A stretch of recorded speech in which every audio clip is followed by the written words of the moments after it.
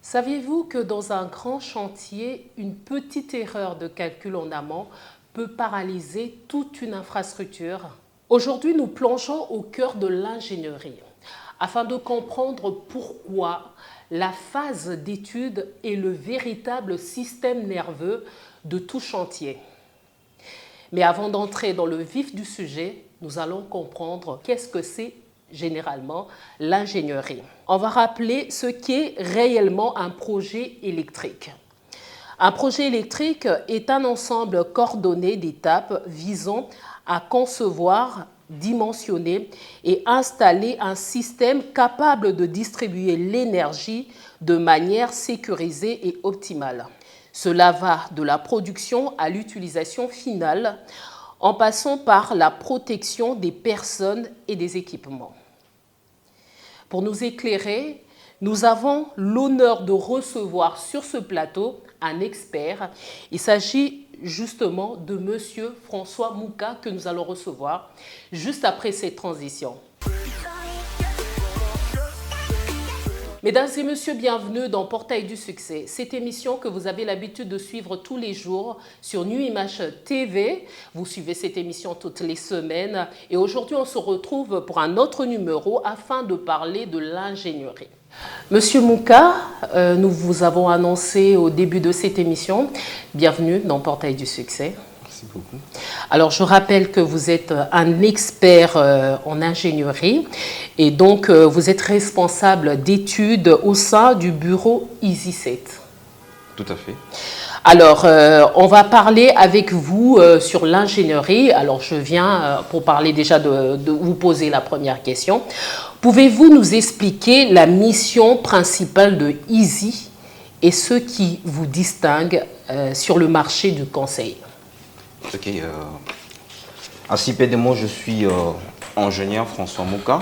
Je suis directeur des bureaux d'études et contrôle en électricité. Notre bureau d'études est nommé Easy Ingénierie, comme vous venez de dire. Alors, notre mission au niveau des Easy Ingénieurs est d'accueillir et de répondre aux appels d'offres des entreprises publiques, les entreprises privées, les entreprises des bâtiments, les entreprises, tout ce qui travaille dans des zones de développement rural. Voilà, donc nous sommes là.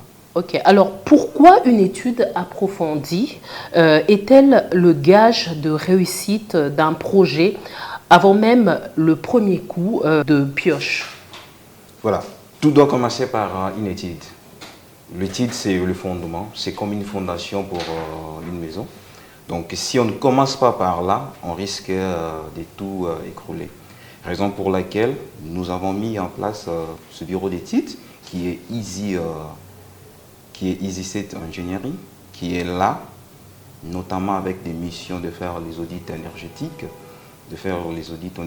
au niveau des industries, au niveau des quartiers, de villes. Nous faisons aussi tout ce qui est lié à la domotique et des bâtiments intelligents.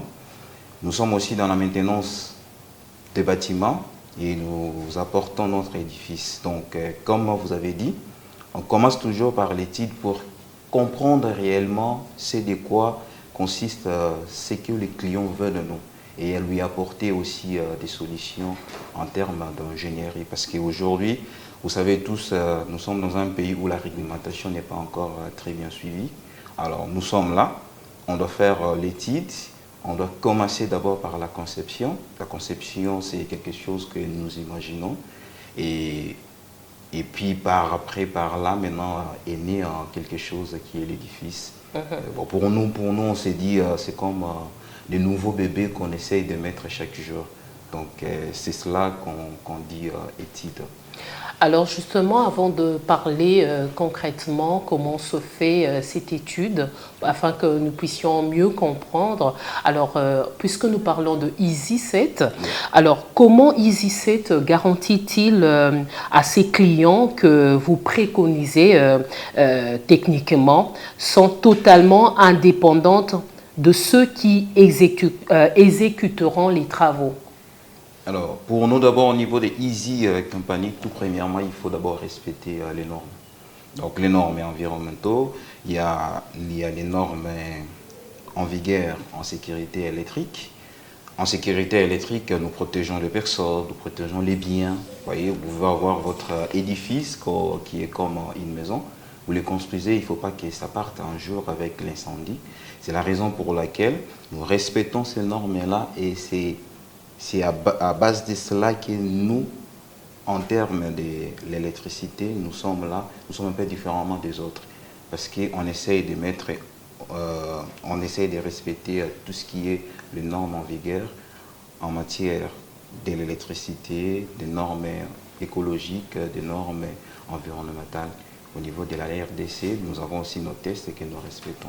Tout ça, ça fait partie de la sécurité. Et cette sécurité, c'est quelque chose qui est primordial pour nos clients et pour nous-mêmes et pour les générations aussi futures. Alors, comme vous faites face souvent à des clients, quelles sont les erreurs classiques que les clients commettent encore et que vous souhaitez corriger aujourd'hui? Bon, en termes d'erreurs, ici en RDC, nous rencontrons souvent des problèmes voilà, les clients n'aiment pas l'étude. Ils aiment commencer comme ça, comme on dit, faire en bas sourde. Donc on commence directement sans pourtant savoir réellement ce dont vous vous attendez. Alors si vous passez par nous, vous commencez par une étude, vous savez au moins déjà les étapes à suivre pour vos chantiers, pour vos édifices, pour toute votre structure. Alors c'est la raison pour laquelle nous parlons de ça et nous sommes ici. Ingénierie. Alors concrètement, puisque vous dites que les clients n'aiment pas souvent l'étude, ils préfèrent que vous commencez directement. Concrètement, comment procédez-vous pour faire cette étude? Quelles sont les étapes que vous poursuivez, que vous suivez au fait pour réaliser cette étude? Premièrement, on commence d'abord à sensibiliser, à parler aussi avec les clients, lui montrer le plus-value de l'étude, lui dire exactement, voilà. Beaucoup de gens en RDC, ils ont toujours peur que l'étude, c'est je vais dépenser encore plus d'argent, mais ce n'est pas vraiment ça. Donc l'étude, c'est juste quelque chose qui permet à vous de savoir réellement ce que nous sommes en train de faire. Et tout au long de cette étude, vous allez aussi déjà comprendre ce de quoi vous attendez. Vous allez voir déjà vos installations, comprendre déjà que non, dans telle place, j'aurai ça, j'aurai des lumières, j'aurai des circuits de protection contre les personnes. Voilà, donc c'est toute une garantie qu'on donne vraiment au client et puis il est vraiment assuré. Donc si on ne le fait pas, on essaye de mettre la charrue avant les bœufs. Donc on commence quelque chose où on ne sait pas encore réellement la fin de la chose. Alors si vous commencez déjà par le titre, vous voyez la conception, vous avez déjà l'image de votre produit ou soit de votre maison, l'image de votre chantier, de vos installations. Ça vous permet de comprendre et ce que nous disons, vous habitez déjà dans votre édifice avant même que la chose soit déjà construite, quoi. Mais est-ce qu'il vous arrive aussi, pendant la phase d'étude, d'examiner le terrain, par exemple, comme il arrive, par exemple, de constater que ce terrain n'est pas approprié pour construire? Est-ce que ça fait partie aussi de la phase d'étude? Alors, nous, on travaille avec les architectes, ou soit les promoteurs d'immobilier. Alors, il y a tout un schéma qui se fait là-bas. Donc, il y a les architectes qui vont descendre sur les lieux, c'est eux qui font les titres. Et puis, ils nous amènent au niveau de notre bureau d'études, le schéma. Nous devons être capables, de comprendre ces schémas-là, de savoir lire cela, et puis d'apporter notre bien-être. Alors, en termes d'électricité, c'est dont nous allons voir. Nous devons d'abord connaître, est-ce que dans le milieu, il y a déjà quelque chose, il y a déjà les installations électriques. Est-ce qu'il y a la SINEL qui arrive? Est-ce que voilà, nous pouvons proposer à notre client d'avoir un système solaire, qu'il soit autonome, indépendamment? Ce sont des choses comme ça qu'on arrive à les faire. Alors, si vous ne le faites pas, raison pour laquelle vous allez voir dans plusieurs des bâtiments, les gens construisent avec, ils demandent soit à la SNEL une cabine, et puis on lui donne une grosse cabine, et dans ça, il va payer des factures colossales, des pénalités aussi. Et là, si l'étude n'a pas été faite bien avant. Alors, si vous nous contactez, nous on doit faire cette étude-là et après quelques temps, vous aurez certainement un retour à l'investissement par rapport à ce que vous avez eu à dépenser. Alors, en termes de ça aussi, il y a aussi ceux-là qui demandent des groupes électrogènes, des gros groupes électrogènes. Voilà, nous, déjà, partons du départ, si on fait déjà une bonne étude, on sait déjà comment déjà l'audit énergétique nous amène et vous aurez des résultats concluants et puis voilà, vous aurez peut-être un générateur qui est vraiment adapté à votre capacité et dans cela aussi vous n'aurez pas à dépenser beaucoup des carburants, vous n'aurez pas aussi à polluer la nature. Donc vous avez quelque chose qui est adapté à vos besoins. Au contraire, il y a des gens voilà, qui ont des gros machins qui ne s'adaptent pas et puis ils consomment plus. Donc, voilà. Et nous proposons aussi des solutions, les alternatives voilà, pour accompagner nos clients. Donc je peux dire que nous sommes vraiment des conseillers plutôt pour les clients et aussi nous leur apportons notre capacité technique en électricité. Alors parlons de la gestion des risques. Quels sont les risques majeurs qu'une étude rigoureuse permet d'éviter dans un bâtiment industriel ou résidentiel? Voilà, les risques d'abord, tout d'abord on commence à regarder si tout est aux normes.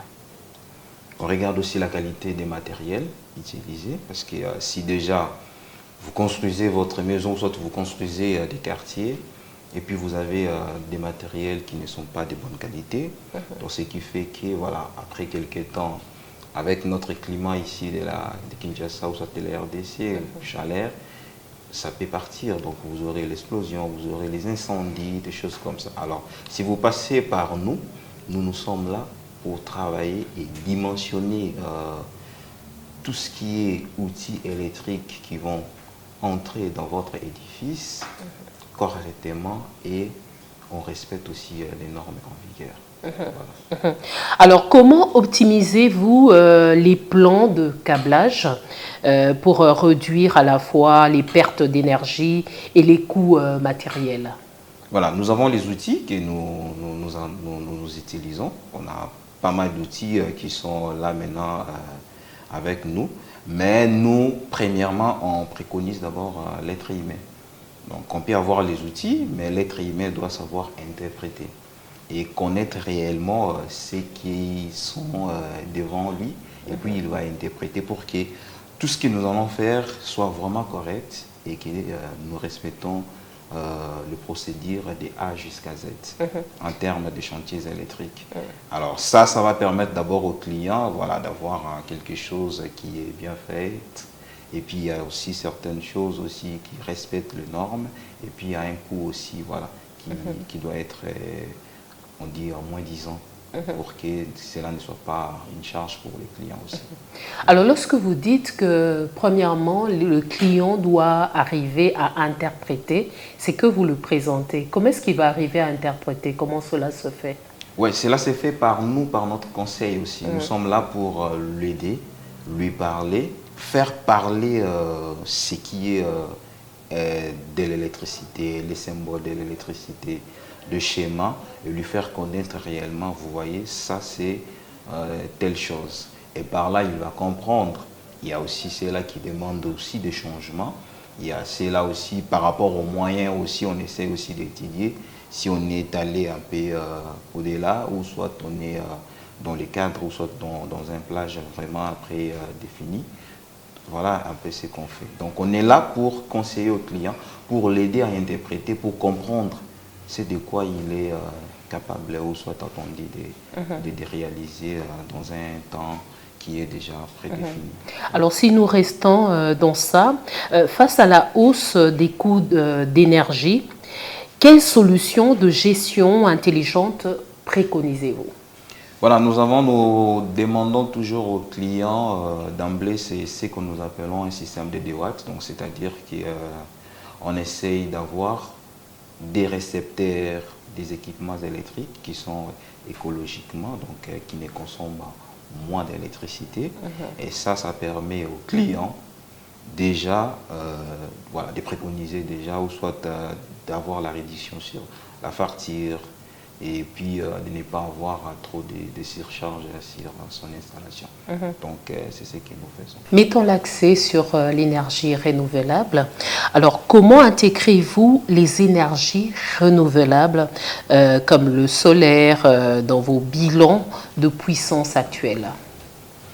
Bon, en termes des énergies renouvelables, tout comme j'ai dit bien avant ici, il faut tout d'abord commencer par faire une étude, de faire un bilan énergétique pour un client. Et en termes de ça, on aura l'image réellement de ce qu'est l'ULIVO. Et c'est par là où nous devons dimensionner, connaître déjà qu'est-ce que nous devons avoir en termes de capacité pour le parc soleil. Et vous savez aussi que nous sommes dans un pays qui est confronté à l'accès à l'énergie. Donc, ce qui veut dire qu'il faut aussi stocker l'énergie pour que, voilà, le soir, quand il n'y a pas le soleil, vous devez normalement utiliser vos batteries pour que cela alimente une maison. Donc, on fait tout ça. On commence par le parc soleil. On essaye de faire le dimensionnement. Et puis, on y va aussi vers les batteries et tous les composants de puissance tels que les convertisseurs. Et on ne se limite pas seulement par là, il faut aussi continuer avec la maintenance préventive qui aide à éviter les pannes, à éviter les incendies, parce que les panneaux, on est là, tout le monde aime avoir les panneaux, mais c'est quelque chose qui est dangereux. Les courants continus, c'est tellement dangereux. Ah bon? Voilà. Donc, vous pouvez avoir l'incendie au niveau de votre toit, et puis voilà, vous savez, les matières qu'on forme les tôles, ça peut partir, et puis vous perdez toute une maison. Donc dans ça, il faut mettre vraiment les dispositifs de protection, et ce sont les équipements qui sont exposés à tout ce qui est contrainte atmosphérique. Donc il y a des foudres, des choses comme ça. Il ne faut pas que ça passe par ça, parce qu'ils sont vraiment exposés, et puis que c'est à travers ça que vous aurez des problèmes dans votre maison. Donc c'est ce qu'on fait. Donc là maintenant sur les marchés, vous voyez que voilà, les soleils maintenant c'est moins cher. Les gens aiment cela, mais nous demandons à ce que les choses se fassent normalement, en respect des normes. C'est ce que nous particulièrement on fait. Alors les clients, vous voyez, donc les gens aiment voir seulement la lumière, aiment voir la télé qui est allumé, ou soit votre ventilateur, ou soit votre climatiseur fonctionne, on trouve qu'on a les conforts. Mais au-delà du confort, il faut voir l'aspect sécurité. Il faut assurer la sécurité électrique, parce que cette sécurité apporte quelque chose de bien, c'est la sécurité des personnes, de vos biens. Voilà. Donc c'est ce que nous on fait, c'est ce que nous on essaye de donner à nos clients. Donc, c'est ce que je peux dire. Ok. Alors, est-ce que la phase d'étude est différente pour les résidentiels ou encore les résidences et les industries? Oui, bien sûr, c'est différent. Toute étude dépend de la grandeur de votre plateforme. Donc, ceux qui sont résidentiels, vous pouvez faire une étude pour quelques temps. Donc en termes de temps, c'est court, mais pour l'industrie, il faut comprendre tous les process de l'industrie et puis apporter des solutions. Nous avons les solutions industrielles et les solutions résidentielles ou tertiaires sont différentes. Et c'est pas là, un bureau d'études comme le nôtre essaye maintenant de différencier et d'apporter des solutions par rapport à ces domaines-là, soit par rapport aux résidents, aux tertiaires ou aux industries. Alors, au sujet des infrastructures lourdes, puisque nous en parlons, alors pour les grands complexes, la gestion de haute tension est souvent critique. Et alors, comment accompagnez-vous vos clients dans le dimensionnement des postes de transformation? Voilà, en termes de postes de transformation à haute tension, tout d'abord, aujourd'hui, nous devons comprendre au niveau de la gestion ou soit au niveau des réglementations, il faut voir d'abord avec la SNEL. La SNEL ou soit le ministère hydraulique et énergie, c'est eux qui sont là comme les arbitres. Donc, et puis voilà, si un client nous contacte, il veut faire quelque chose comme ça, nous sommes juste à la partie de l'ingénierie et puis nous apportons notre solution à la SNEL pour que la SNEL voie aussi si elle a des disponibilités en termes d'énergie là pour donner à ces clients-là. Mais il y a certains clients, tels que si vous êtes au niveau des Kolwezi, voilà, la SNEL déjà, vous savez, ne peut donner que ce qu'elle a. Alors aujourd'hui, nous avons un déficit en termes de production, donc ce qui veut dire que les gens recourent à l'auto-énergie, donc c'est-à-dire avoir en lui-même une centrale de production. Alors ce qui est plus facile actuellement, c'est les centrales photovoltaïques, donc le solaire. Donc les gens le font, mais voilà, il faut vraiment que tout essaie de suivre la réglementation et puis la régulation. Alors si au niveau de la régulation, aujourd'hui déjà on a libéralisé le secteur de l'énergie, on voit est-ce que la personne doit vendre cette énergie ou c'est une énergie que voilà, les clients veulent en lui seul consommer. S'il veut en lui seul consommer, il y a aussi des termes. Voilà. Il doit normalement aussi payer à l'État congolais quelque chose là. Et puis s'il veut aussi vendre aussi, aux particuliers, il y a aussi des termes de référence qui va avec ça. Donc c'est un peu ça. Je ne sais pas si ça fait partie des protocoles de protection spécifiques, parce que la question suivante était quels sont les protocoles de protection spécifiques que vous préconisez pour la sécurité du personnel en zone de haute tension? Voilà, en zone de haute tension, nous devons savoir que voilà, notre pays, vraiment, on ne peut pas dire que c'est malade, mais les choses se sont passées outrement. Normalement, les gens ne peuvent pas vivre là où il y a les lignes à haute tension. Parce qu'il y a les champs qui sont tout autour de là. Et puis, nous sommes dans un pays où il y a 9 mois où il y a la pluie. Donc ce sont des choses qui ne sont pas à tolérer. Nous avons vu récemment les gens, non loin des Mongafou, là, ils sont partis comme ça, suite à une ligne. Donc il y a toujours une distance qui est vraiment admise pour que vous puissiez donner aux gens de construire. Malheureusement, ce que nous constatons aujourd'hui, il y a des pylônes qui sont même dans les parcelles des gens, même dans les avenues. Donc ce qui veut dire que nous devons savoir, pour ne pas mâcher les mots, ces gens-là sont à risque. Donc, à n'importe quel problème, voilà, on aura toujours à compter les morts. Alors, qu'est-ce qu'ils doivent faire dans ce cas? Ouais, pour que les choses se fassent, il faut que, voilà, il faut que tout le corps d'urbanisme, la SNEL, ils se mettent ensemble, ils voient. S'il y a des liens à mettre les gens hors ces zones-là, ils vont déplacer les gens. Alors, si on trouve que là, ça peut coûter trop cher, il faut déplacer soit les infrastructures électriques, ou soit construire les nouveaux postes, parce que nous avons des postes qui sont vraiment dans la capitale. C'est possible? Oui, c'est possible aussi, on les construise, mais on les mette dans le coin, par exemple, Maluku, on essaie un peu de décentraliser cela. Et voilà, là aussi ça va coûter, mais tout dépend d'une étude qui doit être faite et puis on essaie de regarder. Et ce qui est aussi moins coûté, c'est-à-dire que dès aujourd'hui déjà, il faut ne pas continuer avec ça. Donc mettre déjà des mesures et ensuite protéger aussi ceux qui sont tout autour des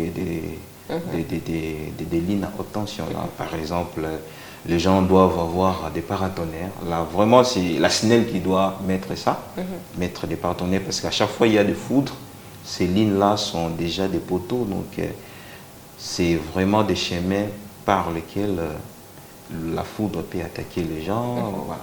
Moi, je vis déjà beaucoup de gens qui sont tout au long de ces lignes-là, ils ont des pertes de l'air télé, quand il pleut, des choses comme ça.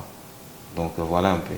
Alors ces paratonnerres s'installent sur les poteaux ou dans des parcelles ou sur des toits de maisons? Oui, il y a une étude qui doit être faite, mais les paratonnerres s'installent toujours au sommet, c'est-à-dire au sommet. Au sommet, c'est-à-dire? Si vous avez par exemple une maison, Oui. et puis dans votre parcelle, vous avez un arbre qui Oui. est plus long que votre maison, donc vous devez installer un paratonnerre qui doit être plus long que votre Okay. arbre. Ah, donc c'est-à-dire que la SNEL doit prévoir pour chacune des maisons un paratonnerre? Non, pas forcément ça, mais il doit faire une étude pour centraliser, assurer déjà la mise à la terre au niveau de ces pylônes sont correctement connectés.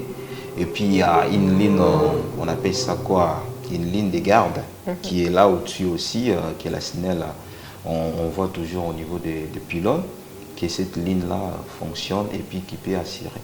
Mais aussi en termes de câbles qui peuvent tomber et à ramener des morts aux gens ou soit des incendies, des choses comme ça, la SNEL doit mettre les protections différentielles dans ses postes. Au cas où une ligne tombe, directement ces protections-là doivent agir, ils doivent couper les courants électriques pour que les gens soient en sécurité.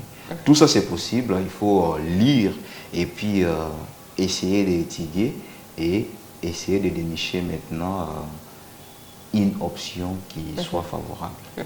Alors, quel est votre point de vue en tant qu'expert au sujet des lignes aériennes et des lignes souterraines? Parce qu'il y a quelques années, il y avait plus de lignes souterraines et puis après, aujourd'hui, il y a plus de lignes aériennes. Alors, quel est votre point de vue? Est-ce que c'est qui pourra mieux sécuriser l'être humain? Parce que vous dites que ce qui est plus important pour vous, c'est l'être humain.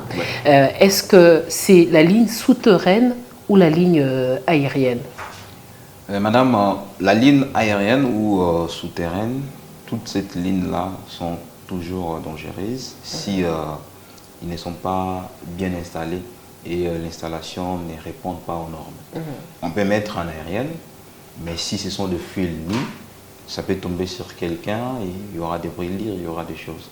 Même si c'est souterrain, on peut avoir aussi des fils nus et ça peut être toujours problématique pour des personnes, des biens, des gens. Alors nous, ce qu'on demande, c'est qu'on mette des lignes aériennes, mais que cela soit, l'exécution se fasse aux normes. Qu'on mette des lignes souterraines, que l'exécution se fasse aussi aux normes. Voilà, parce qu'il y a des fonctions en termes de courants. Alors, si nous regardons à Kinshasa, nous tous nous sommes alimentés à 400 volts ou 230 volts ou 220 volts.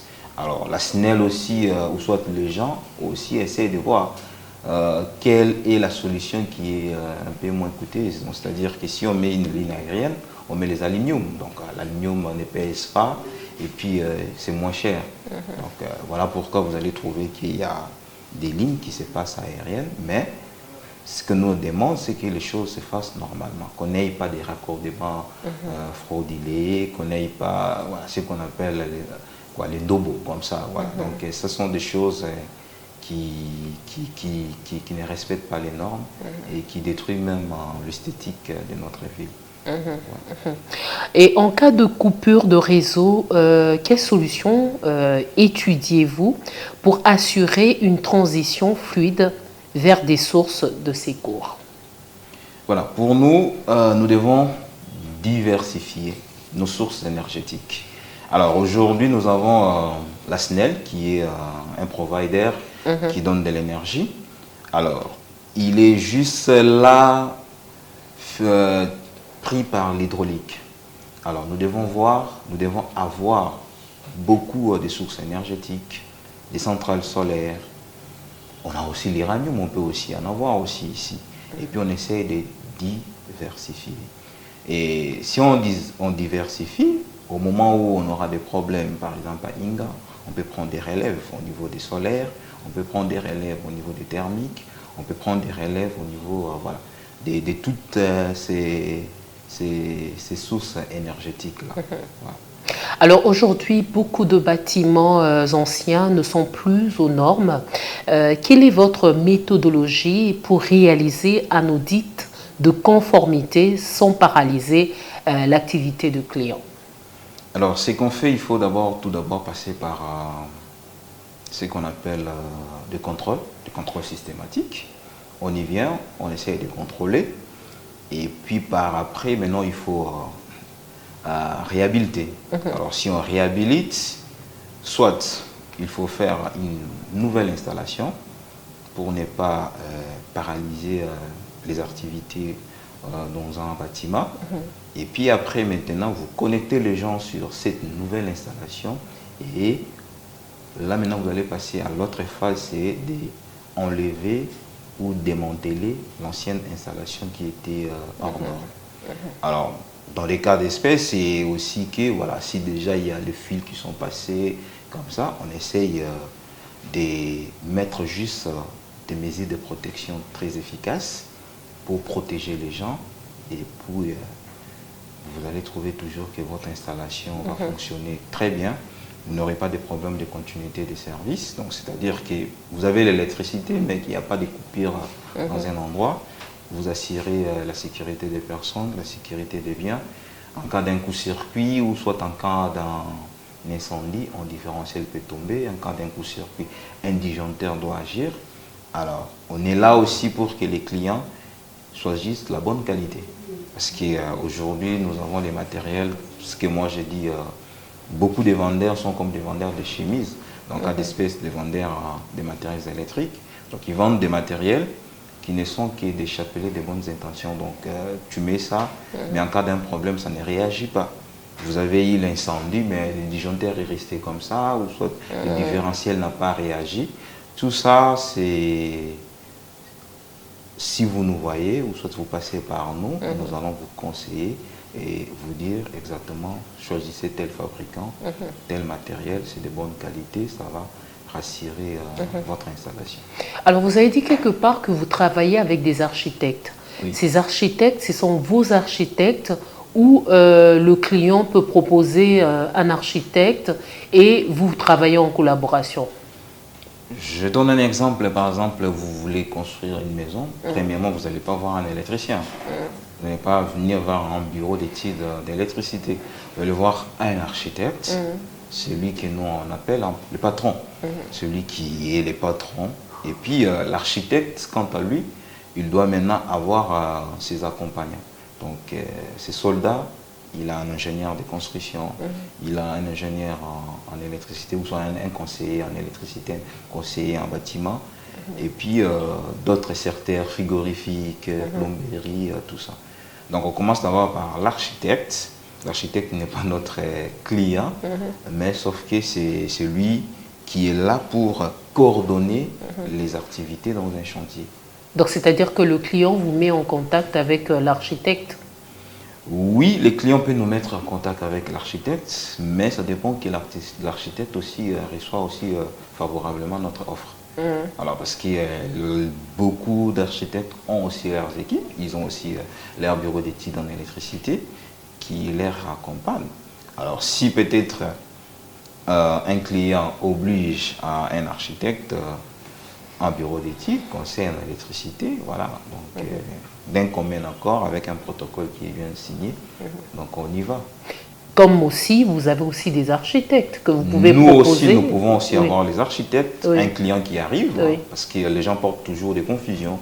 Quand on dit un bureau d'études, il y a un bureau d'études en électricité, un bureau d'études en construction, un bureau d'études dans divers domaines. Alors s'il vient vers nous, nous allons normalement lui dire, vous allez travailler d'abord avec notre architecte, ou soit si vous avez un autre architecte, vous allez peut-être le prendre, et puis voilà, nous travaillons ensemble. Voilà. Mais on ne peut pas commencer... voilà. Mais il y a d'autres activités, par exemple, vous partez pour réhabiliter un quartier, réhabiliter une ville, là, ça passe directement par nous. Nous allons demander au client le plan architectural. S'il n'y en a pas, on demande maintenant au client que vous devez, en dehors de nous, vous devez insérer un architecte qui va nous reproduire un plan Et puis à travers ces plans-là, nous, on aura maintenant une vision sur ce dont nous sommes censés faire. Alors, en parlant de la législation, quels sont les changements réglementaires récents qui obligent aujourd'hui les entreprises à revoir leurs installations? Puis il y a par exemple la loi qui dit que toute entreprise doit protéger ses personnels, donc doit protéger ses employés. Quand on parle déjà des protections des employés en termes de la sécurité, on voit aussi la sécurité électrique. Alors, ce qu'on voit ici à Kinshasa, vous venez, vous commencez un travail aujourd'hui, et puis après 5 ans, vous sortez avec les glaces, les lunettes, parce que vous avez perdu votre vision. Tout ça, c'est à cause du non-respect de la réglementation en termes de l'éclairage pour un bureau, l'éclairage pour un atelier, pour une pharmacie. Voilà, nous sommes là dans une génération numérique. On est à tout le temps en face des écrans. Nous devons faire en sorte que la lumière qu'on met et la lumière de nos écrans puissent être compatibles pour sauvegarder la vision de nos employés. Et en dehors de ça aussi, il y a la sécurité électrique. Il ne faut pas que quelqu'un arrive dans le bureau à cause d'une rallonge. Il a été électrisé ou soit électrocuté. On est confronté à des problèmes des inondations. Vous pouvez avoir l'électricité dans votre bâtiment et puis l'eau entre et puis ça passe. Et là, si déjà nous, on arrive sur place, on va mettre les dispositifs de protection ou quand vous avez ces problèmes-là, par exemple l'eau entre et que l'eau touche l'électricité directement, ça doit couper sans l'intervention de l'homme. Donc c'est ce qu'on fait. Et en dehors de ça aussi, il y a l'accessibilité. Aujourd'hui, c'est une norme qui est vraiment en vigueur. On doit donner l'accès à tout le monde. Dans les milieux de travail, on doit donner l'accès aux personnes vivant avec handicap. Donc ces gens-là, il ne faut pas que la personne arrive dans un endroit et commence à chercher l'interpréteur pour toucher peut-être avec son fauteuil roulant. Directement, il faut mettre les détecteurs de présence. La personne arrive, directement la lumière est claire. Donc tout ça, ce sont des normes qui sont en vigueur aujourd'hui. Et nous pensons qu'après un temps, les gens vont s'adapter sur ça. Et puis nous aurons vraiment des bâtiments qui répondent à toutes les normes et puis qui seront accessibles à toute personne. Alors, une fois l'audit terminé, comment aidez-vous le client à prioriser ses investissements? Voilà. Une fois l'audit terminé, c'est ce qu'on appelle, il faut faire un compte rendu. Donc un rapport de l'audit qu'on doit remettre au client. Et en termes de ça, les clients aussi doivent être aussi francs avec vous. Il vous dit, voilà, par rapport à la longueur de ma poche, ou soit la profondeur de ma poche, voilà, moi je pense que je disponibilise ça. Et puis on essaye de voir avec les clients ensemble comment on peut aller palier par palier, gardien par gardien. Donc c'est ce que nous faisons. Nous sommes là, et tant que de conseiller, on conseille aux clients et pour qu'un jour, qu'on arrive à finaliser ces projets-là. Et comment réduire la consommation d'énergie dès la conception? Voilà, dès la conception, déjà, il faut savoir choisir les équipements qui ne sont pas énergivores. Donc, les équipements qui consomment moins d'électricité. Donc, déjà, si vous avez des climatiseurs, il y a par exemple des climatiseurs inverteurs qui sont de la nouvelle technologie, qui consomment moins d'énergie. Vous avez des lampes LED qui ne sont pas comme à l'époque, les lampes à incandescence. Vous avez voilà, des frigos qui sont aussi inverteurs. Il y a pas mal de choses qui sont inverteurs. On essaye de proposer ça aux clients pour que dans son bâtiment, que la capacité énergétique ne soit pas trop forte. Voilà. Alors nous sommes arrivés à la fin de cette émission, mais est-ce que vous avez un mot pour la fin avant de clore carrément avec ce numéro? Merci beaucoup, j'ai aimé déjà votre émission et moi ce que je dirais aux gens, ou soit à notre pays, c'est que nous devons avoir des bureaux d'études je dirais même plus que même des partis politiques. Parce qu'un bureau d'études, ça aide même aux décideurs de comprendre. Nous pouvons par exemple faire une étude aujourd'hui pour écraser par exemple des quartiers de villes qui sont tellement complets. Et puis on essaye de construire de nouvelles villes. Tout ça, ça va passer par des bureaux d'études. Les gens qui vont étudier en termes de construction, en termes de l'énergie. On sait dire déjà à notre pays que voilà, en 2050, en 2030, on aura une demande énergétique d'autant. Alors pour cela, avant d'atteindre 2050, nous devons construire des centrales électriques qui doivent répondre à ces gens-là. Tout ça, ça doit passer par des bureaux d'études.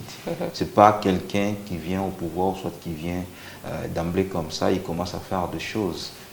Non, on doit voir des bureaux d'études. Donc chaque ministère, chaque personne qui veut évoluer dans la vie doit avoir un bureau d'études, un conseil qui est là pour apporter des solutions. Comme nous voyons dans beaucoup de pays, ce sont des études qui ont été faites depuis les années passées. Ils essayent de suivre ça petit à petit pour ne pas qu'on vive comme nous on fait, on dit quoi, les temporaires, l'ennemi des définitifs. On fait des choses parce qu'il y a eu une inondation quelque part, parce qu'il y a eu un coup de circuit, parce qu'il y a une ligne électrique qui est tombée. Non, il faut qu'on essaye de voir déjà que non, cette ligne, après combien d'années ça peut tomber. Et là, quelles sont les solutions déjà à préconiser. Et en telle année, on peut commencer déjà à construire de nouvelles lignes, faire de nouvelles installations, tout ça. Tout ça, ça doit se passer par des bureaux d'études que nous sommes. Easy, cet ingénieur est là pour accompagner ses clients. Et voilà un peu ce que je peux dire. Ça a été un échange passionnant, mais peut-être qu'il y a certaines personnes qui vont nous suivre, qui voudront entrer en contact avec vous. On peut leur communiquer un numéro? Tout à fait. Nous avons nos adresses mail. Oui. Soit, vous pouvez aussi nous contacter par 081 14 33 212. Là, c'est le numéro de notre bureau. Et puis, nous sommes aussi au niveau de la sainte du village Silikine, là où il y a plusieurs secteurs. C'est là où nous sommes aussi installés. Vous pouvez venir par là. Vous demandez, nous voulons voir Easy 7 ingénieurs. Il y a beaucoup d'entre eux qui sont là, ils savent. Et puis voilà. Alors, Monsieur François Mouka, merci d'avoir répondu à notre invitation. Et je rappelle que vous êtes le responsable d'études chez Easy7. En tout cas, nous vous remercions. Vous nous avez beaucoup éclairé au cours de cette émission. Mesdames et messieurs, merci d'avoir suivi Portail du Succès et bonne suite de programme sur New Image TV.